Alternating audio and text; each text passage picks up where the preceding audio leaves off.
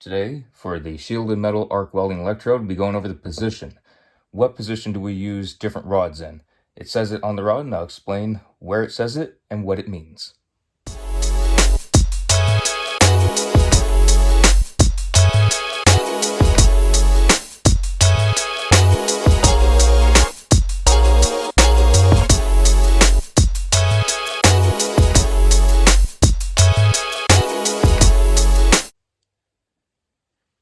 Carrying on with our E6010 example, the second to last number is our position. So the position, the reason we don't say third from the front is because we can have three numbers up front for our tensile strength, as I stated in the prior video. So we always count from the back. So we can have our last number, our second to last number, and whatever is up front is going to be our tensile strength. So second to last is our position. Now, what does the 1 mean? How many positions can we have? Well, I'll show you. So for our example, E6010, we have a 1 here. 1 means all positions.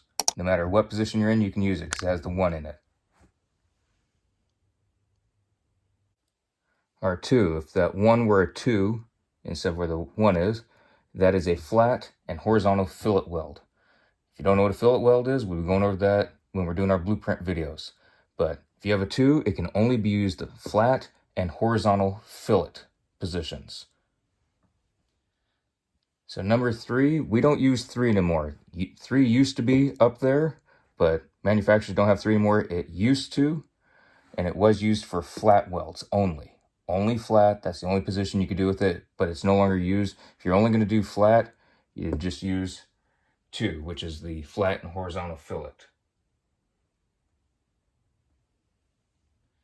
Now, if we have E6040 as an example, with the 4 being right there, that'll mean all positions and vertical down. It is somewhat confusing if you're taking a test and they ask what is all positions. Some folks get the 1 and the 4 confused because 1 is all positions, but 4 is all positions and vertical down. That's very important to remember. You don't want to do vertical down with E6010, E7018, anything like that, because going down vertically will not end well because of the slag, the flux, all that. So remember, if you're going to go vertical down, you want something that has the 4 in the position spot. That's very important to remember. So I would recommend, if you're studying this, to make flashcards. It really does help. E6010, all positions. E6020, flat and horizontal fillet welds. E6030, no longer used. It used to be only for flat, but now you don't have to memorize any rods that are coming out to have a 3 there. It just doesn't exist anymore. Just know that it's not used. If you do find one, don't use it. It's probably old unless it's been a rod oven for X amount of years.